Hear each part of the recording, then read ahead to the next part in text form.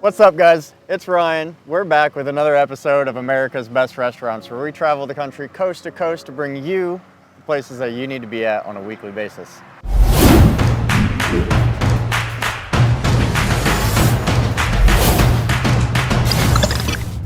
We're here at the Rootbeer Stand with Emily. Emily, tell us, how'd you get involved, or how'd you get started in the restaurant industry? Well, mostly I needed something to do after college. I graduated with a fine arts degree, and I'd always worked in restaurants. This was for sale, and I bought it.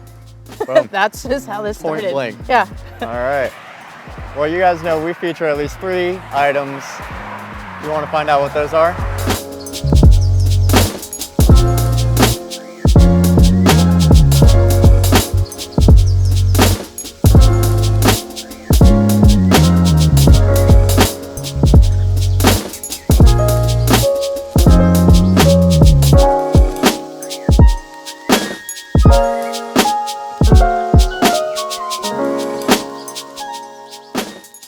All right, guys, we're back. We've got our 3 items here, but before we dive, 4 items. Before we dive into these, Emily, tell us a little bit about, the Rootbeer Stand, how you came to be the owner of the Rootbeer Stand.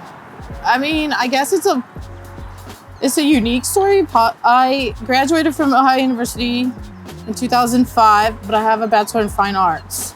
I've always wanted to own something. I eventually wanted to incorporate my art with it, but right now I'm still working on this restaurant.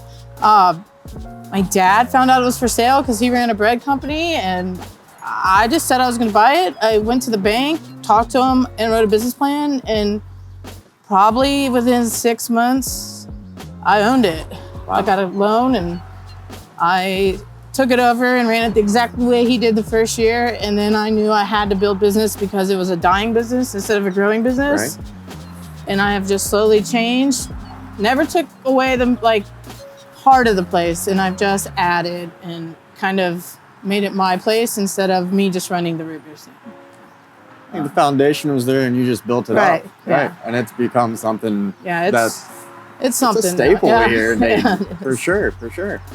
All right. Well, that's a great story. Let's dive into some great items here. All right. This is something that you added to the menu since you've taken over here, right? Yes, it is. It's one of our Hank's burgers. This one's actually a double rodeo.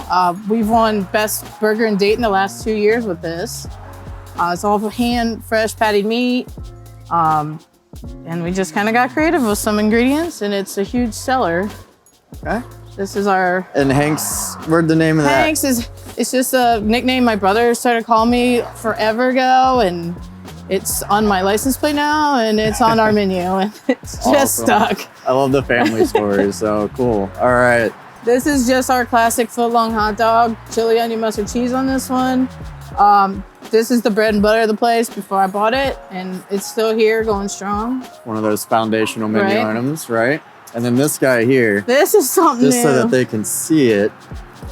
We have a regular version of all of our Hank's hot dogs, but this is the monster dog version. And this one's called the Dirty D. It is a monster. Yep, after Dayton. And it's a bacon wrapped, deep fried beef dog. It's then smothered with chili, onion, mustard, and cheese. Pretty much like a classic coney. And it's not so good for you, but it's delicious. It's huge. Yeah. And then, of course, this is our classic root beer float. This right here. Cheers. Everything will come out to your car. We still do the old school tray, mug. The nostalgia is really what we had going for us when I started taking over. So we keep that at the forefront, and seems to work. So.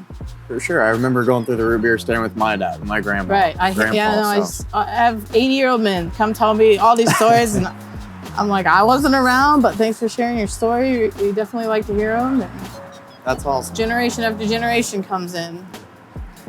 Well, Emily, how can people find out more about the Rootbeer Stand? How can people find you? We have a website, rootbeerstand.com, but we're very active on Facebook and Instagram. And every day for the most part, every day there's a picture of food up or what our specials. We have daily specials, 5 days of the week.